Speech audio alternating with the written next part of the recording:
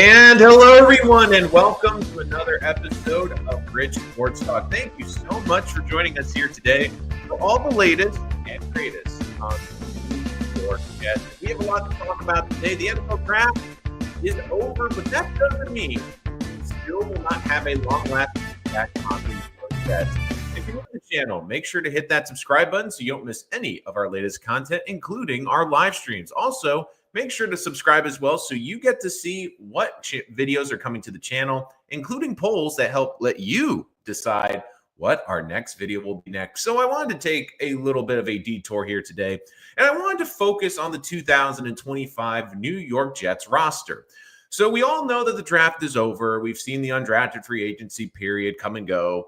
But the big question is, who is a winner and who is going to be hurt by this draft class coming in? Because this is a completely new regime, which means a new scheme, a new fit.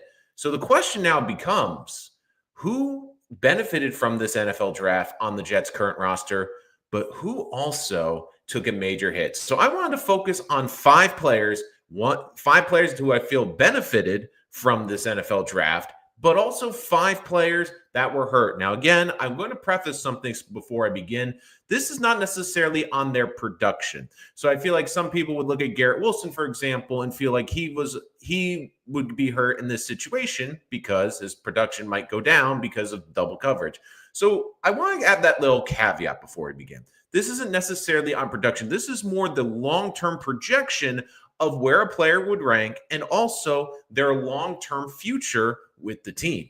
So that's more of what I'm focusing on today. So let's start off and let's look at five New York Jets who were hurt by the 2025 NFL draft. So let's start it off first with number one, Xavier Gipson. So Gipson, I think, was really hurt in this draft, and it's clear the Jets are looking to upgrade their kick return game. But this is someone where I look at him, and I really do think it's going to be hard for him to crack this roster because you look at the players they brought in, Arian Smith being one of them. He's a shorter, faster player. He's a guy that fits in that slot position like Gipson. I think Malachi Corley is going to play more on special teams. There really doesn't seem to be a big role on this team for Gipson. The one player who also might be impacted is Irv Charles. Now, again, Charles is coming off the injury, will probably start on the season on the IR.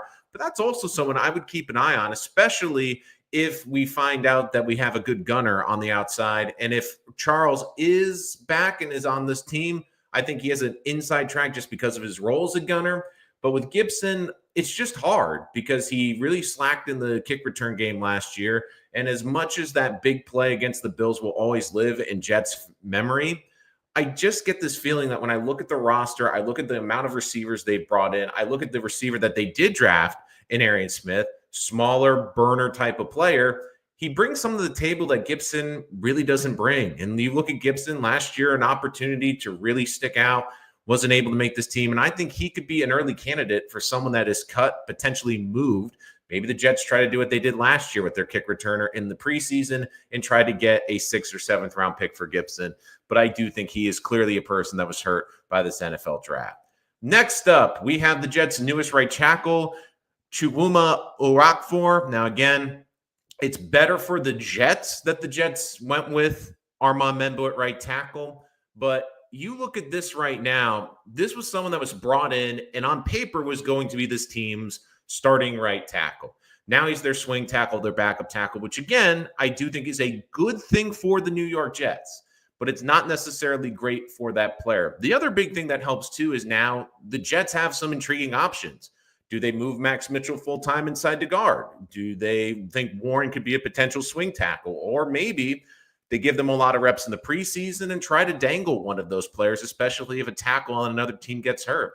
So the Jets now have some options at tackle, but Orakfor was clearly the loser here because, again, you look at him coming into this camp, it looked like he was going to be the starting right tackle. There was also a scenario, very likely, that the Jets, if they had gone Tyler Warren in round one, he could be the starting tackle and help ease in a future right tackle for that the Jets would draft in the second round. But unfortunately, it looks like that I really do believe Armand Membo will be the day one starter. If not, the day one starter will be the starter in short order. So again, for the Jets offensive line, it is a win. But for the right tackle they signed a free agency, he is someone that was hurt by this draft. Let's focus on 3 defensive players now, shall we? The first one I have up for the Jets is Barnes. Zaire Barnes, you look at this draft and you look at what the Jets have done this offseason. The Jets, when we went into this draft, linebacker wasn't necessarily, I think, one of the big needs we were talking about, especially size and being a big middle linebacker. But you look at the Jets, they added a big body, someone that can help stop the run in this draft. They also, keep in mind, added Jamin Davis. This is someone that it seemed this coaching staff was very eager to add very early. So with Barnes, who's been one of these fringe roster players on the 53, I feel like he's going to be battling for his life to get one of those backup roles. And especially if Quincy's on this team, I do think it's going to be hard for him to crack this linebacker room. I have a feeling the Jets probably on game day will carry 4, maybe 5 at the most. If you look right now, you have Sherwood, you have Quincy Williams, you could have Davis. I mean, you could add the rookie in there, and then it's basically, can Barnes find a role onto this team? Again, was a darling of the last coaching staff, but I do think that he's someone that's going to be fighting to get on the 53, especially after the Jets invested a key piece in the linebacking core in the draft. Again, see the comments coming through. Use the super chat to jump to the front of the line. We'll get to your comments in just a bit, but we'll get through these players first. So my next one up is Qwan'tez Stiggers. And look, Stiggers is a player I really liked. I really love this kid. And I really see the hard work he's putting in. The hard part is he was drafted by a different regime for a vastly different scheme, more of a zone cover guy instead of a man-to-man defense. Now, I've been under the assumption that there's a chance Stiggers could maybe move to the safety position. But when you look at the Jets, they've not only drafted a safety in this draft, they traded up for a safety, and they added a cornerback on day 2. So Stiggers, to me, will be a fascinating case and one of the most fascinating players to watch throughout camp. Do they use him at corner? Do they use him at safety? Does he make the conversion to safety? And the other thing, too, is this could be a guy that we could see get traded sometime during the preseason, potentially. As much as we love this kid and as much as we love this kid's story, this could be a situation where the Jets just have so much depth in the back, especially the safety in the corner position. Maybe there's a team that likes his fit. Maybe, let's throw a hypothetical, maybe the 49ers or the Falcons, who are run by the 2 defensive staff members by the Jets' former staff. What if they lose a corner or 2 early in the preseason or week 1 or week 2, and they need someone that understands their system? This could be a valuable trade piece potentially for the Jets. I do think Stiggers is going to be given an opportunity, but there's just so much depth now. And keep in mind, this team's added 2 corners already. They paid Stevens $12 million to be a starting corner. You look right now, at best, Stiggers would be 5th on the corner depth chart. I thought he can maybe make the conversion to safety. We'll see. And speaking of safety, the last position that was hurt by the Jets draft was Tony Adams. Look, Tony Adams was a darling of the last coaching staff. It was clear Robert Saleh and Jeff Ulbrich loved him.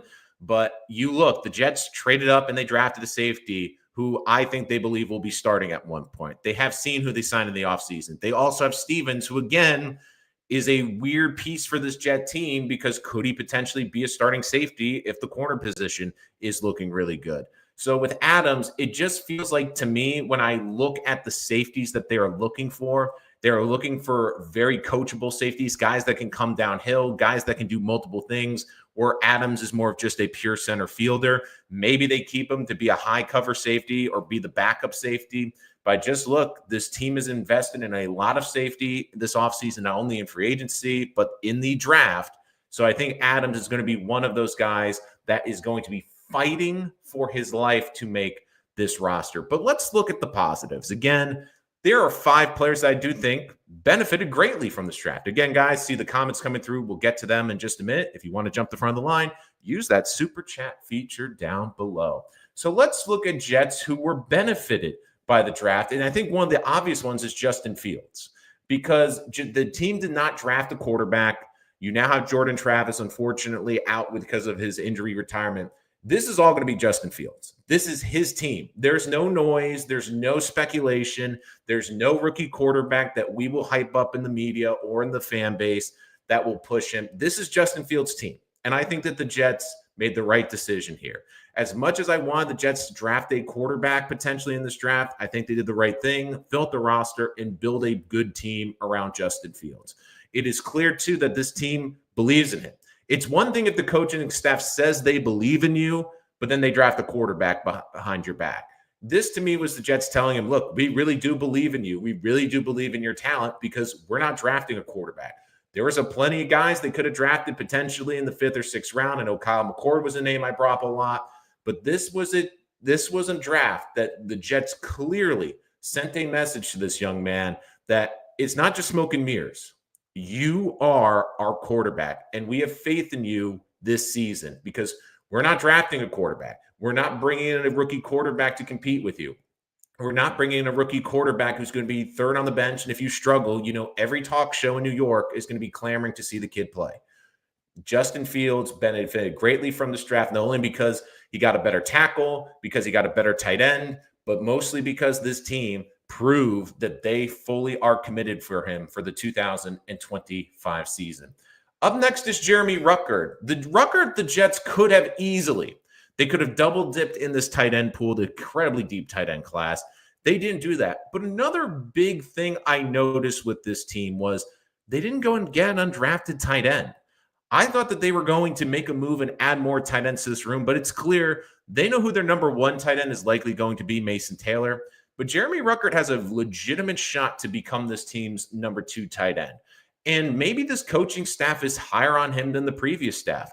Who knows? Maybe Justin Fields has talked this staff into keeping Ruckert because he knows he has chemistry with Ruckert. Maybe Ruckert with a consistent chemistry with a quarterback he's had success with in college will be huge for his career. But I had a feeling that the Jets double-dipped the tight end. Ruckert could be fighting for a roster spot. It seems like he is going to clearly have a roster spot on this team come opening day and the opportunity to be the number 2 tight end on a team where I think you're going to see a lot of 12 personnel, heavy sets, and I do think Ruckert's going to have a very vital role in that scheme, especially because the Jets, an incredibly deep tight end class, only drafted 1.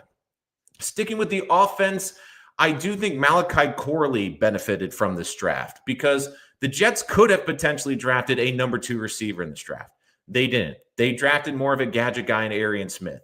Now, again, I do think that Corley is going to push for playing time. I'm not exactly sure if he's going to be this team's, quote, number 2 receiver, but it is clear to me that this team believes in Malachi Corley, and I do think they'll have a role. You look at the undrafted, they got a lot of those big bodies on the outside for receiver. Really, outside of Arian Smith, who I think is going to be more of a pure burner on this team, Malachi Corley. Now, again, some people can look at this and say maybe this coaching staff is looking at Arian Smith to take the role of Malachi Corley.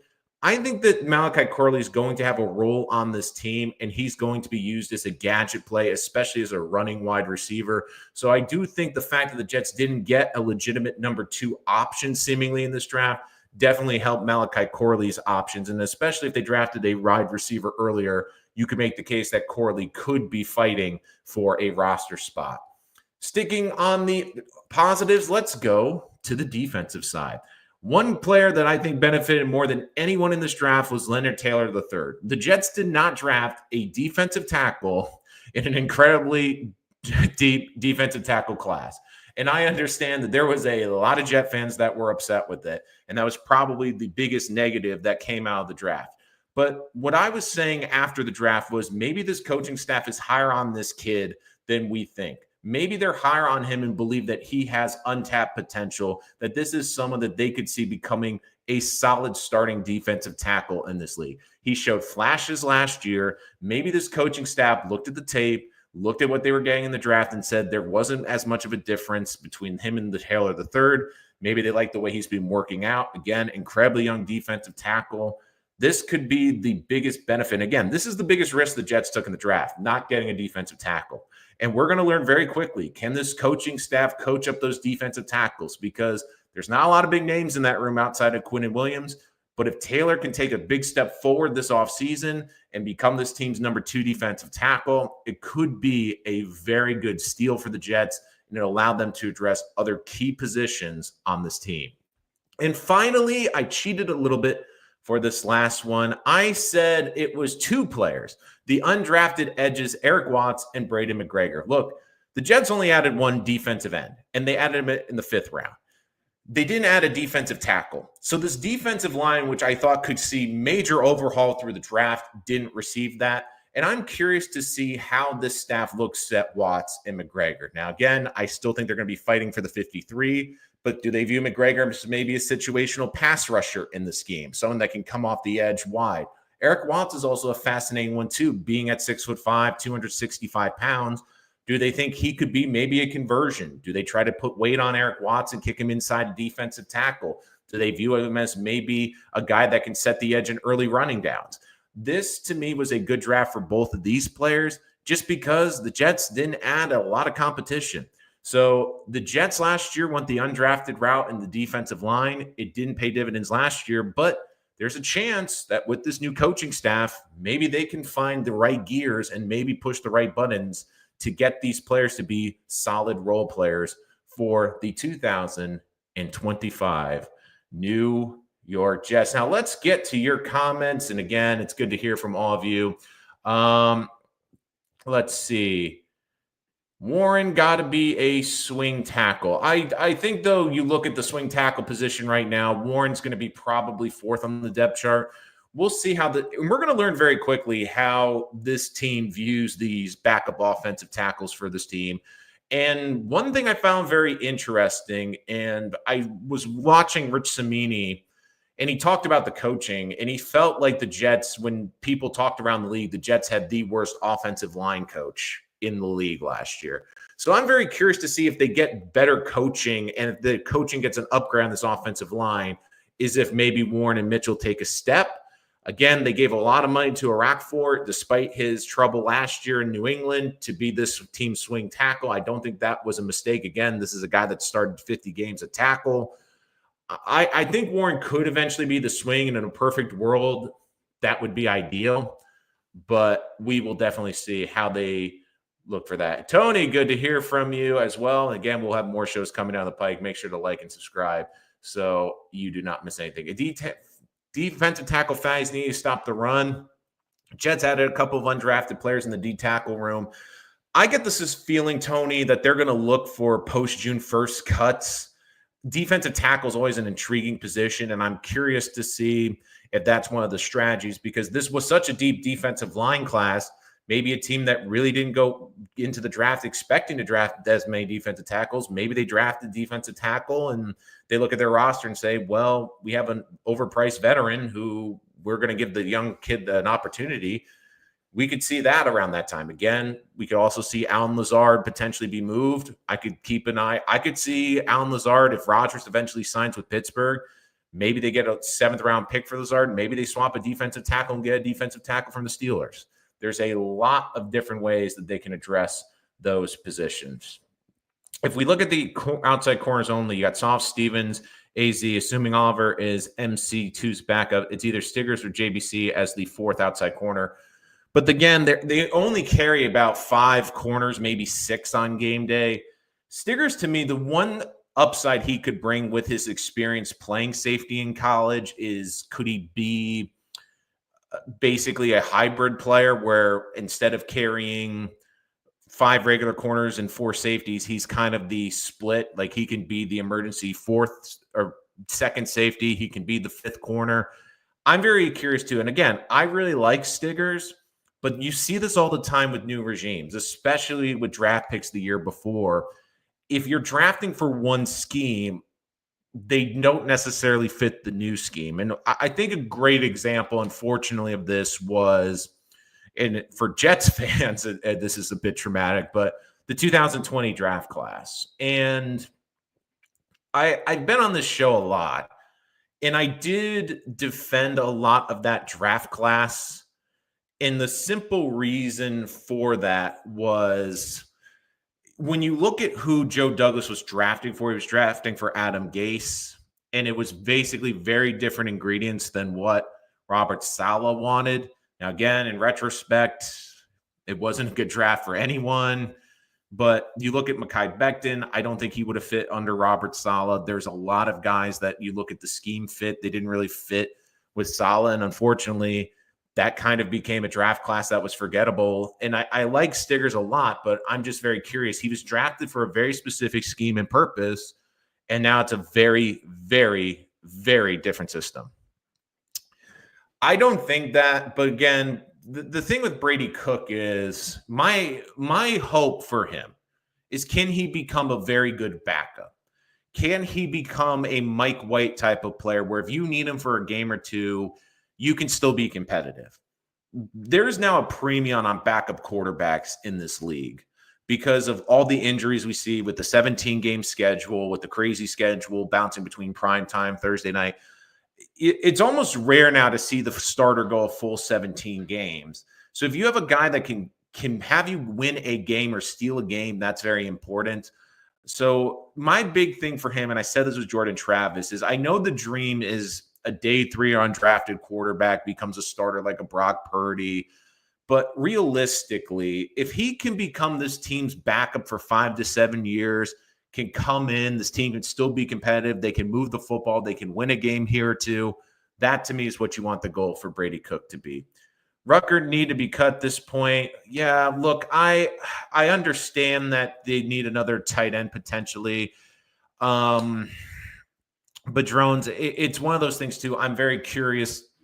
Like, when they brought in Justin Fields, for example, did Fields defend Rucker? Maybe we don't know what goes on behind those doors. Maybe the Jets were on the fence with Rucker, but maybe Justin Fields says, look, I can make it work with him. I have a good chemistry with him. And the thing, too, is the Jets weren't getting all this done in one draft. This was a draft where the Jets walked in with 8 picks. They came out with 7. This wasn't a draft where I think it was get as much as you can, but the Jets are still going to have holes after this draft. If they drafted a defensive tackle, we'd still say there'd be a hole at linebacker. Like, they did a good job of filling holes in this past draft. They addressed tight end. I was hoping they double dip on day 3. But Drones, I also think it's very telling because this team didn't add a tight end in the undrafted mark. And our first super chat of the day from Scott Foster, again, super chat, jump to the front of the line. Buffalo jumped right in front of us for a D tackle. Yeah, the kid from Kentucky. Look, that one was an interesting one because the Jets clearly loved AZ at corner. They've had a big grade on him. I would love to be a fly on the wall in that room where, again, I understand people want the defensive tackle, but I still believe the way the Jets gushed about AZ and the position and Aaron Glenn. If both those players are on the clock, I almost think AZ would have been the pick. I do believe that. So I think that's something we have to keep an eye on because as much as the defensive tackle hurt that we didn't address it, we're going to see how this team approaches the defensive tackle position. I'm very curious. Maybe they kick Watson inside more? Do they believe Taylor III is going to take a big step this year? Are they hoping to play the June 1st market? Do they feel like they're going to be able to find a veteran somewhere? But yeah, they did it 3 times, I believe, Scott. I'm trying to remember exactly. I know the big one was the 3rd round. Was the other one round 2, I believe? Again, I'm just trying to imagine the draft all in my head right now. I believe the other one was round 2. But again, they still got Mason Taylor. It's like, again, I know the Jets got jumped by the Bills, but I still think the Jets got the guy that they probably wanted at that pick, though. So I do think that the Jets still had a good draft. I understand the defensive tackle move is a bit of a head scratcher. Here we go. Rico the Pup with the AZ pick. It was the Pats who was selected Kyle Williams, and I think they pivoted to AZ. In round 2, they took Sanders. In round 4, they took Deion Walker. Yeah, round 2, I think they were going to take Taylor no matter what, unless something incredible happened. Again, I think a lot of teams also had a late first-round grade on Taylor, so again, great value at 42. Round 4 is the big one with Deion Walker. So I do think that with Buffalo, again, it does hurt, especially the AZ one. I just wonder too, like, again, like Kyle Williams was in the 3rd round. I think Williams could have definitely been in play, Rico. that to me is probably the bigger one, was Kyle Williams. I think if the Jets were going to take a risk on a receiver, it would have been Kyle Williams. He's one of the people they visited with multiple times.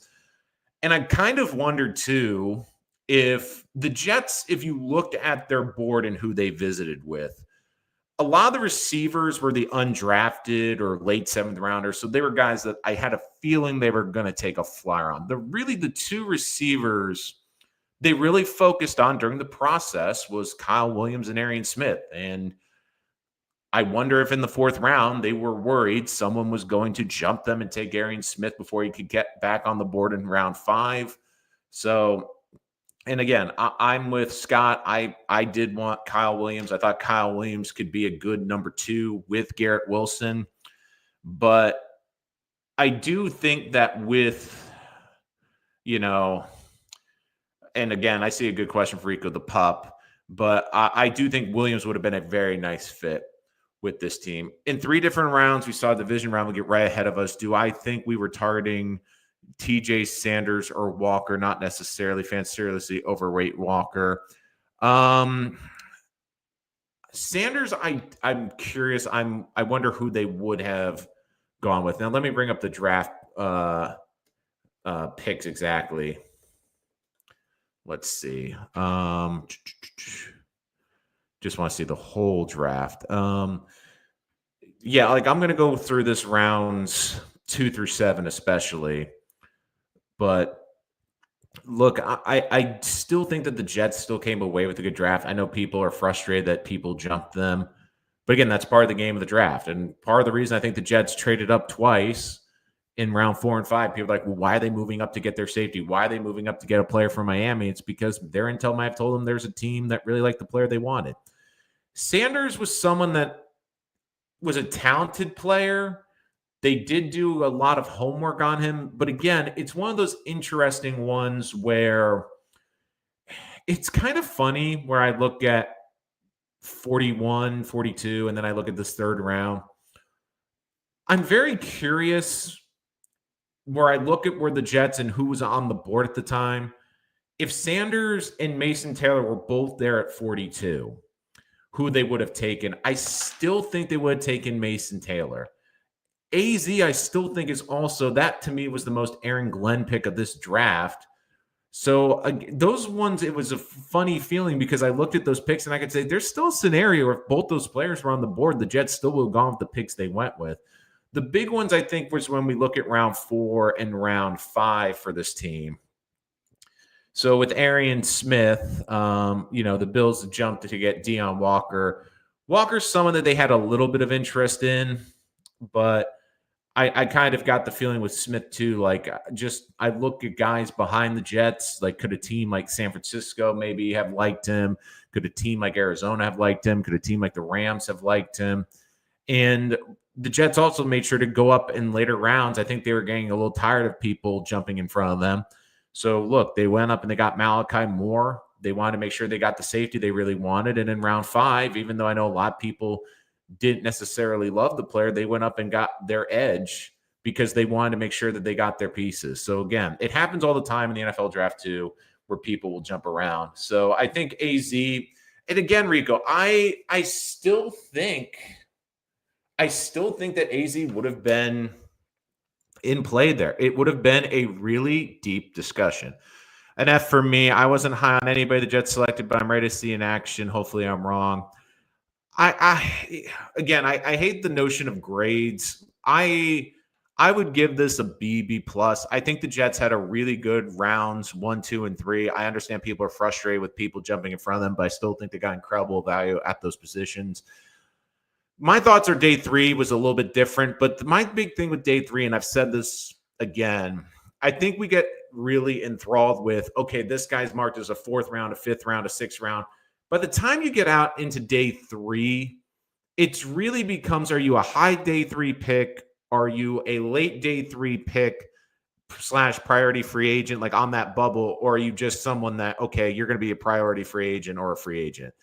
So like my whole thing with Arian Smith, and again, I understand the frustration with that pick because when people read the draft grade and say, oh, he's a 6th round grade, I can't believe the Jets drafted him. The thing is, he's got incredible speed. teams always bank on the intangibles, or they look for a really good fastball on day 3. Like, there's got to be something that makes you stand out. And a lot of the guys that we saw the Jets take on day 3 were incredible high football IQ guys and incredible guys that, again, might not have the best measurables outside of Smith, but they're very coachable and heady players. Where when I look at Smith, I think the Jets looked and said, look, we know it's probably be better if we get him in the 5th or 6th round, but we've already lost one receiver we really like. We don't want to lose the other we've done a lot of work on. We believe can be a really good player for us. And the big thing with Smith is this. If the Jets have a role for him and they have a vision of how to use him, that is going to be the key. Because last year we saw a great example, unfortunately, with this, which is, and this brings me up to a good one, with Malachi Corley. I think that the Jets last year drafted a player that had a lot of talent. The problem is I don't think they knew what the game plan was or how to necessarily use him. Now, if this coaching staff comes in and thinks Arian Smith can have a role, and again, not necessarily have to be a guy that catches 7 or 8 passes, but maybe they can develop bubble screens for him. Maybe they envision him using him. Again, I don't think with his size, he's going to be used a lot in the jet sweeps, but maybe bubble screens, quick outs, quick slants, maybe a couple deep shots throughout the game. To me, if they have a plan on how to use him, that is going to be the biggest thing, is how they use him. And again, we'll have to look back on this draft. We don't know how these players are going to turn out. I think that they had a good mindset in this draft. And keep in mind, too, next year will really be this team's first draft with a staff, because the big thing you have to remember with the draft is a lot of the scouts and the personnel, like Phil Savage, for example, stayed around, were the previous regime. You had a lot of previous scouts in this building. You also have a coaching staff, a new general manager who basically are coming in, have a couple months before the draft. So I do think next year's draft will be more important because, again, there's a chance they could be drafting a quarterback. But for the resources that they had, I still think the Jets came away with a good draft. If the Jets got 3 caliber starting players in the first 3 picks, it was a good draft. But again, we will have to see how they will use it. And I get it. They don't have a number 2 receiver yet. I get that it wasn't the sexy pick. But the big thing I look at, too, is I don't think they're going to be throwing the ball. This Jet team told you what they're going to be. They're going to be a running team first. They're going to run the ball, and guess what? Run the ball. If the Jets are throwing 35 times a game this year, they're not going to win a lot of games. They're not. Now, could I see them maybe going after a receiver? Could I see them maybe trying to trade for a receiver? Sure. But I think that this was a draft where it wasn't a sexy draft, but this was a draft that turned out to be a good filler draft, a good foundation draft.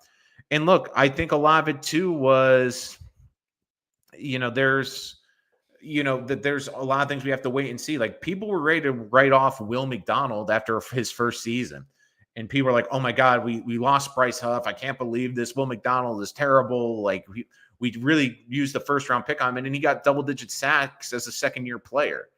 Like, if Malachi Corley comes out this year, and again, I think if you're envisioning him to be a traditional number 2 receiver, you're going to be disappointed. But if he's someone that can score a couple touchdowns, make a big impact on the kick return game, can be a guy that's a vital piece in the running game, which is how I envision he could be there.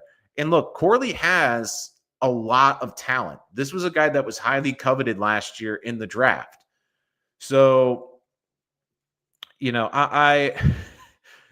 we're getting into the 10 sacks a season. Look, I do think that when I look at Will McDonald, I don't think he's a bust. He to me is someone that had, not only did he have 10 sacks, but I noticed his pass rush repertoire got deeper. He was able to add some different moves. He has the great spin speed. He has a good rocker step that he's incorporated into it. And look, I get when you're looking at what he is and people are a little disappointed he's not a better run defender. But this is a guy that puts pressure on the quarterback. And let's be honest, if it wasn't for him, the Jets weren't generating a pass rush last year, especially after Jermaine Johnson's injury. But I'm very curious to see how these players are impacted. And look, the way this video went is I wanted to focus on players I think benefited from this draft and people on this current roster that were hurt. I think the 5 players that stick out to me that were hurt the most were Gibson, Okorafor, Barnes, Stiggers, and Adams. And the people that benefited were Fields, Ruckert, Corley, Taylor III, and I really think Watts and McGregor. I think McGregor and Watts, if they drafted another defensive end or two, maybe they weren't on this team. Maybe there's a chance Watts, they've been working with him to move inside the defensive tackle. Maybe they view Watts as the first down defensive end or the running defensive end that they bring out early in packages. We don't know how this coaching staff values these current players right now. So we have to really see what happens, especially with this coaching staff. Because again, I think this Jet team had talent. I just think they had the worst coaching staff in the league last year. And I keep saying this. I don't need Aaron Glenn to necessarily be a top 10 coach in this league. Would I love it? Of course. But if he's just an average coach next year, like top 17 in the league, doesn't do anything incredibly stupid, doesn't have, lapses in judgment, I think this Jet team will be a surprise. Because, again, this last coaching staff just never had a plan. It was Aaron Rodgers is going to save us on offense. This defensive scheme was getting outdated. They wouldn't adjust. And basically, when they lost key personnel in the defense, they kept saying, no, we're going to keep doing the same thing, even though it's clear our personnel can't do it. But, our biggest bust was Dr. Doolittle Salah. I think AVT benefit, that's a good one, Scott. That's a good one, AVT benefit, because he doesn't have to move to right tackle.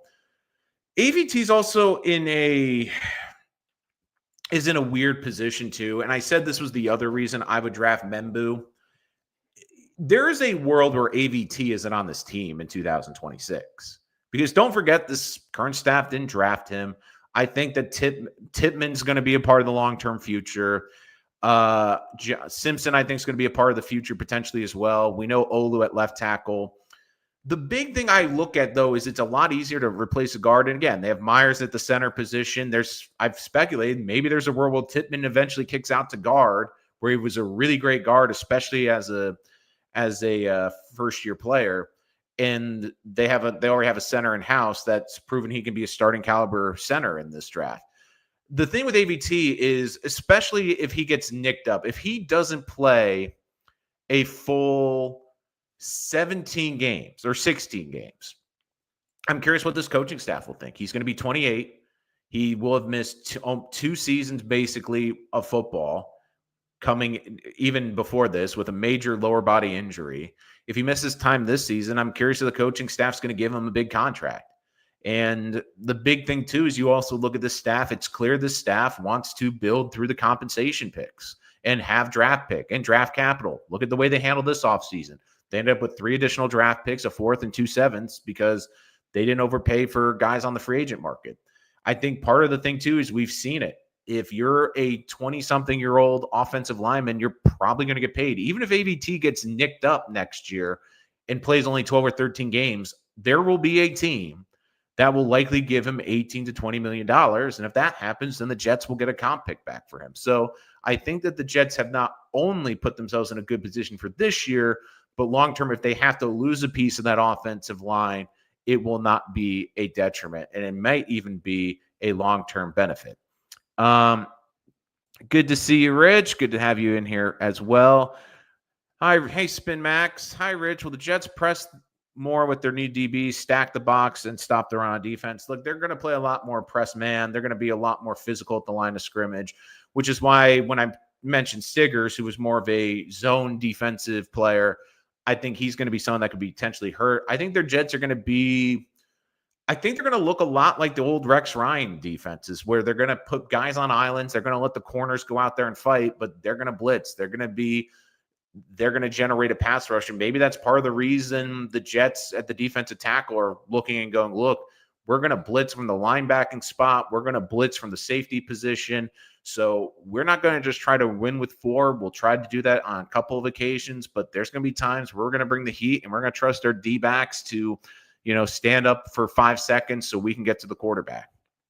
Yeah, it's for the first time in years, the Jets, like the offensive line, are like, maybe they have almost a little too much depth in some positions, but it's nice to have that offensive depth.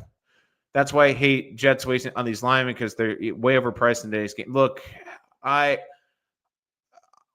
get the frustration with some of the high picks, but again, you need a good offensive line. If everyone wants to be the Lions, everyone wants to be the Eagles, you know what they have? Great offensive lines. You know what the Chicago Bears spent a boatload of capital on this offseason? Offensive line, because they want to protect their franchise quarterback.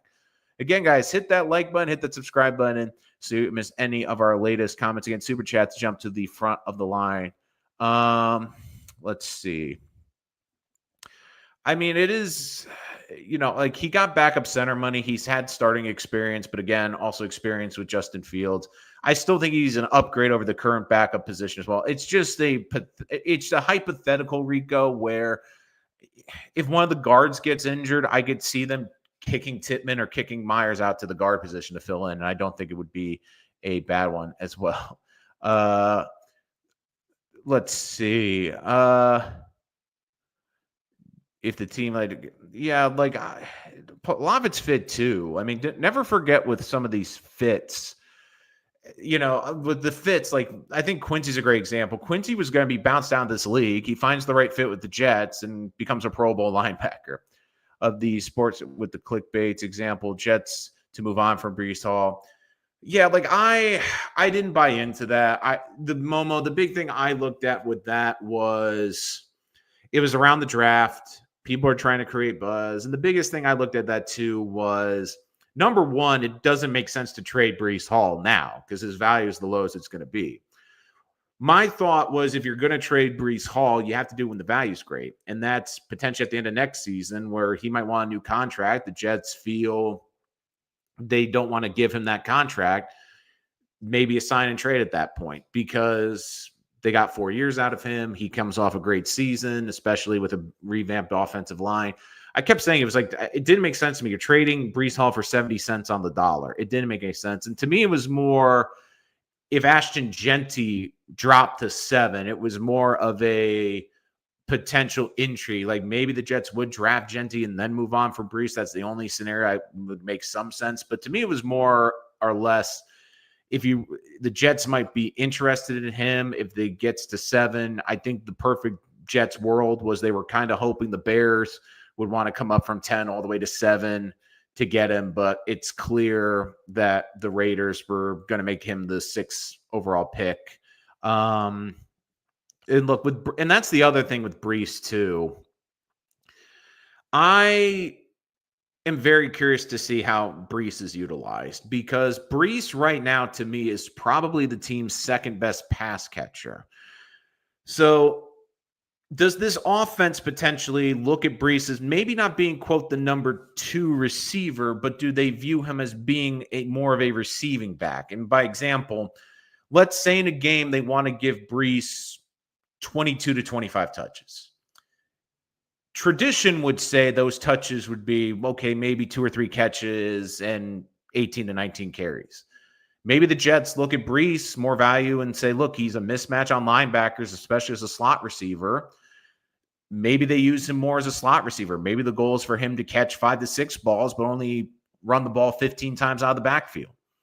So the other thing, too, is this team wants to run the ball and control the line of scrimmage. And the other big thing, too, which I think will help Breece, especially this year, is going to be that they can line up under center. Justin Fields likes lining up under center. Aaron Rodgers, with his mobility, how many 4th and 1 plays were the Jets in a shotgun? Breece needs to get a full head of steam. At his best was when he was taking the hands off with a full burst and was able to hit the hole like a bat out of heck and then make people miss. He was starting flat-footed in the shotgun all the time last year. All these running backs were. So now with everyone going downhill and getting these running backs momentum from a single back or an I formation, I think it's definitely going to be very beneficial for those teams as well. Hopefully Martinez will beat out Washington Tyrod. Tyrod's this team's backup. I think Tyrod's this team's back. I think he's a good backup. Martinez, again, the injury is going to come down to Martinez and Book for the last quarterback spot. That's what's going to be. I don't think Tyrod's even going to play in the preseason, to be honest with you. I think they're going to try to get those young quarterbacks reps. Yeah, I know the Raiders are driving you crazy, Drones, but look, I still think the Jets made the right moves there. Look, I don't think he has, Rich. I think part of it is the confidence. And last year, he wasn't involved in the offense. How many times was he audibled out of to a bad pass play because Rodgers wanted to throw the ball? Rodgers couldn't line up her center because of his mobility, so Brees couldn't get a full head of steam. He had to take everything in the shotgun. And especially halfway through the season, the offensive line started to get injured. You look, by the time he gets to the line of scrimmage, the defensive line's already in his face. The other thing I look at, too, is with Brees, I think a lot of the confidence was lost because, again, Rodgers didn't involve him enough. And I think one of the best examples came from our good friend Mark Sanchez. I believe it was one of the home games the Jets had, and I can't remember exactly what the team was, but it was a 1st and 10, and it was an RPO. And they ran the play. Rodgers decided to keep the football, do a shuffle pass, and it was incomplete. And Sanchez brought up a great point on the broadcast. He said, I don't get that play call from Rodgers because if you hand it to Brees, look at the hole he has. He's getting 8 or 9 yards and it's 2nd and 1. Instead, Rodgers is trying to up his completion percentage and get an easy completion. But the benefit to that is, yes, the completion percentage is great, but you only gained 1 or 2 yards.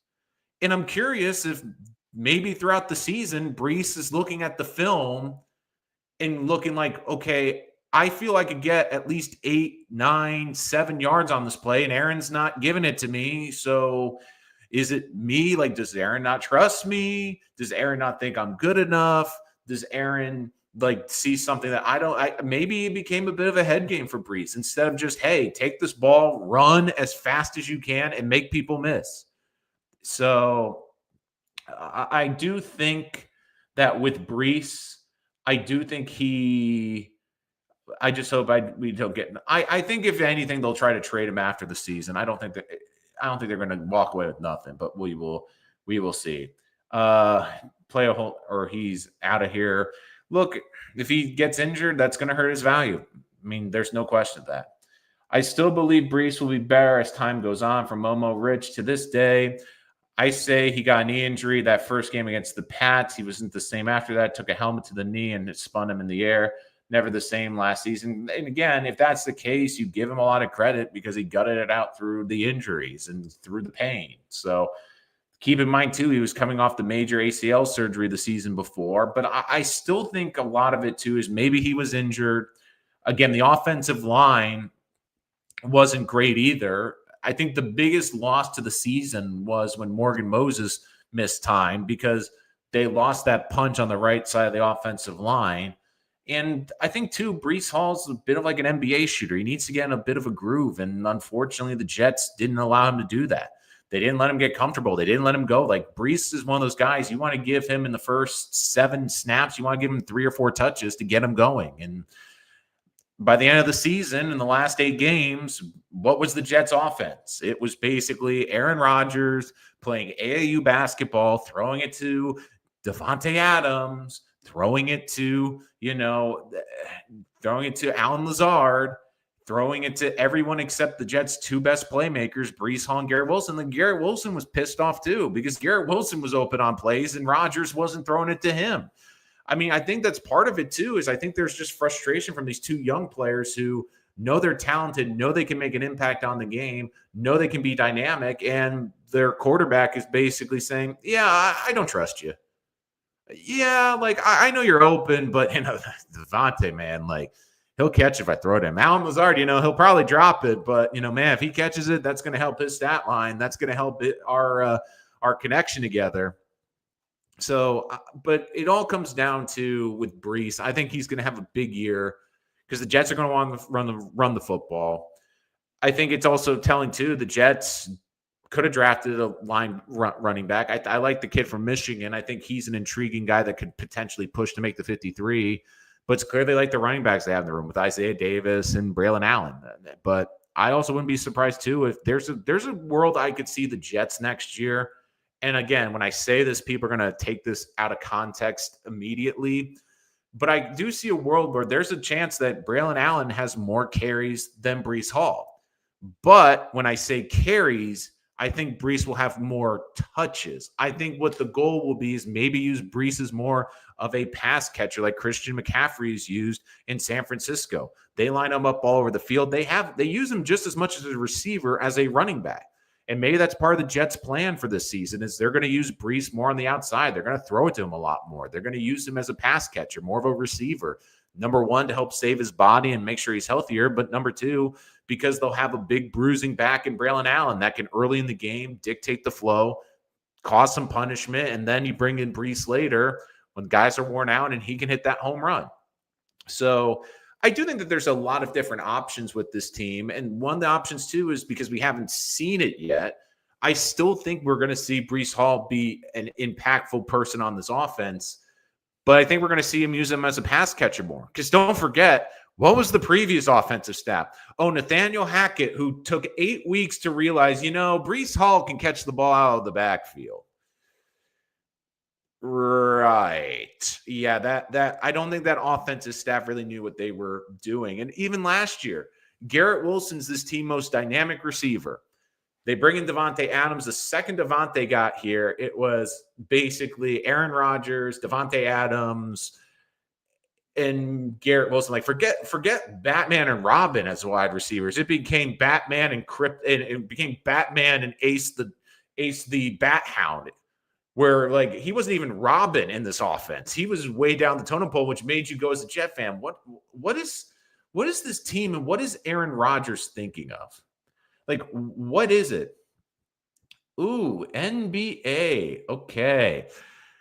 I want them to steal one tonight. I think it's better for the NBA if the Knicks are good. I'm really hoping that. No one wanted Roger to then. When QB goes down, he'll get a job and not under his terms. Yeah, like that's the other thing too is when people are like, Rodgers wasn't a problem. Rodgers wasn't a problem. Like, ask Steeler fans today, how do they feel about this whole Aaron Rodgers thing? I think a lot of them are like, if he doesn't go to the Steelers, that's going to anger a lot of Steelers fans. I think Rodgers is, like you said, Momo, I think he's holding out. I think he's hoping that his perfect scenario for Aaron Rodgers is this. I think here's my thing. I think that I do think that basically what's going to happen is Aaron Rodgers in his perfect little world, this is what he's envisioning, is Vikings go to camp and JJ's struggling, JJ's hurt, the knee's not where it needs to be, or he has a setback, and then all of a sudden the Vikings, we're like, you know what, we really need a quarterback now. And then Aaron goes to the Minnesota. And I think he wants to go to Minnesota for a bit of poetic justice. I mean, he says he doesn't want to be Brett Favre and he doesn't want to be obsessed with Brett Favre. But the funny thing is, each of his stops, he was hoping to go further than Brett Favre, and he didn't. Sure, he played an extra season with the Jets technically, but he also didn't play a full season after 4 snaps. And I think in his opinion, it's like, I'm going to win more Super Bowls than Brett did in Green Bay. He only won the one, tying him. Okay, I'm going to go to the Jets and make them a playoff team, unlike Brett. Couldn't do that. So what's the last stop? Well, Brett couldn't get the Vikings to the Super Bowl. He only get them to the NFC Championship game. I can get them further than that. Like I didn't see that either, but we said that with Brett Favre and we saw that how that worked out. So I'm not talking about Bonakinda. I'm talking about the kid from Michigan that the guys the undrafted signing. But look, I could just see that being the play for Aaron. And look, Aaron keeps saying, hey, I want to play. I'll play for nothing. I think the biggest thing for him is he just wants to keep this going on. He wants to be in the media. And like I said, like when he came on the week before the draft, I came on the show and I had a very different reaction. I said, he just wants attention. And the big thing when he was ripping the Jets, I'm like, I find it funny, Aaron, because my big thing was your timing. You had months to come on and tell Aaron Glenn and talk about your meeting with the Jets, and you didn't. When did you do it? Oh, right before the draft, when things get interesting. And, you're trying to sell yourself to teams to, hey, don't draft the quarterback because I might be available. And the big thing I looked at too, which came out afterwards, is, oh my God, they made me pay my own dime. And then it found out, well, actually, no, he was on the East Coast for something already he had planned, and the Jets asked him to come to Florham Park. So, yeah, look, I just am glad that is over with. Like, it finally feels like, and again, I know this team feels on paper they're not as good without Aaron Rodgers, but it does feel like this Jet team, one thing I could say is it does feel like this team is actually focused on football. For the last 24 months, it was just a focus on spectacle. It was all talking the talk. It was all this talk about being a team that could go to the Super Bowl, being a team that could go to the playoffs. But instead, I just look at this right now and I go, this is a team, like, again, they understand they're not a Super Bowl contender. But I do think this is a team that understands that they need to build an identity. And I think the Jets have an identity. I think they're going to be fast and physical on defense. They're going to blitz a lot. And I do think they're going to run the air out of the football. And the biggest thing I can say about that is, for me as a Jet fan, that's exciting. Because one thing that lasts in the NFL is identity, knowing who you are, knowing what your calling cards are when things don't go well. And when you look at the Jets, the last time this organization was successful was when they had a similar calling card, which was when they were a physical team that ran the football and played great defense. That was under Rex. And I think that's one of the reasons Rex was such an intriguing candidate even this offseason, because I heard it from Jet fans on this channel all the time. I want Rex back. I want Rex back. I think the common thing was you knew what the Jets were under Rex Ryan. You knew their identity. If I was to ask you what was the Jets' identity under Robert Saleh, you would have to struggle and you couldn't do it in a sentence. What was it under Rex Ryan? Ground and pound offense, aggressive defense. I think that's what the Jets are going to be again. Where I look at Todd Bowles, what was their identity? Adam Gase, what was their identity? You look at identities and, like, knowing who you are. Like, the best teams know who they are. They understand what makes them successful. Even the Bills, I know we talked about a little in the last one. The GM was getting hounded for not taking a receiver. The Bills know who they are. The Bills can score 30 points without number one receivers on their team. And they've also developed a track record where, hey, they know what they're doing. They win division year after year, where they have their identity formed. Jets, I think, is going to really focus on their identity. And I think this is going to be a fun team to watch. I do think this will be a team that will be frustrating at times because they won't throw the ball as much as people are used to. They'll be a team where I do think there's going to be times on the field that they're clearly not going to be the best team or have the best quarterback. But I do think this is a team that's going to be competitive every game. They're going to fight like hell every game. And I do think this is a team that basically they're not going to make it easy for people. They're going to be in every game. They're going to be in a rock fight every Sunday, and they're going to hit you. They're going to bang you. They're going to do everything they can do to come out with a victory. And that's what I think this team desperately needed.